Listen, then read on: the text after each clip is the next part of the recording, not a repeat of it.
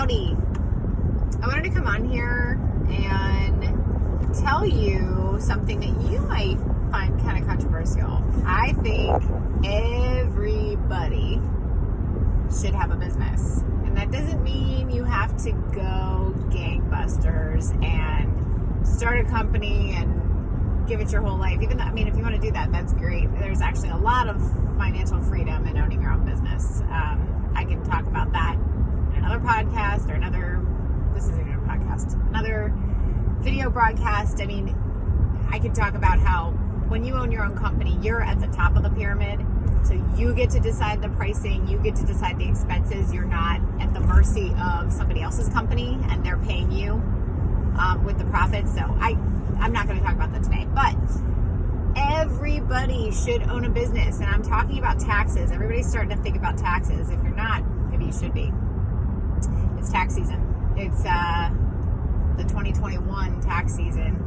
You're filing your taxes for 2021. So if you have a business, so that could be a rental property, that could be a consulting business where you get paid to give your opinion, that could be you wrote a book and you get money for that, that could be you make quilts and you sell them, you make signs, you are in a direct selling business like Arbonne or Mary Kay or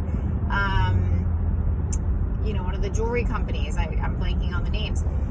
If you have a business, you instantly can write off things that you would have to pay for anyway. So take your phone, for example.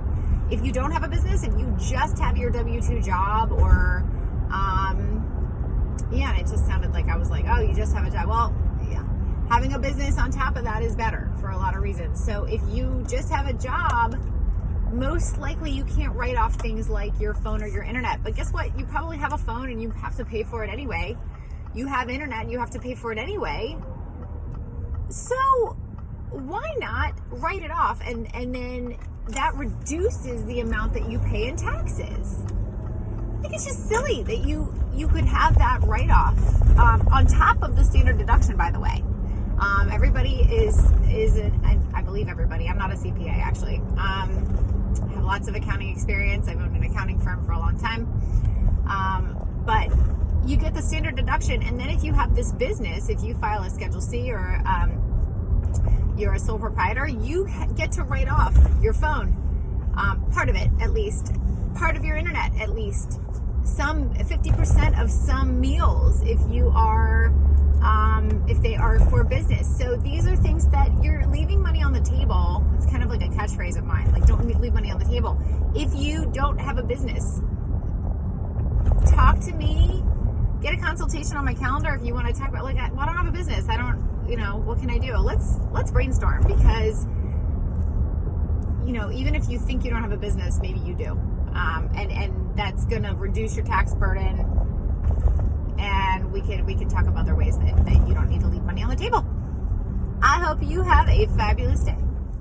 Big important point I missed. If you get a 1099 from a company, if you get a 1099 non-employee compensation, a 1099 NEC, it used to be a 1099 miscellaneous for those purposes, you have a business.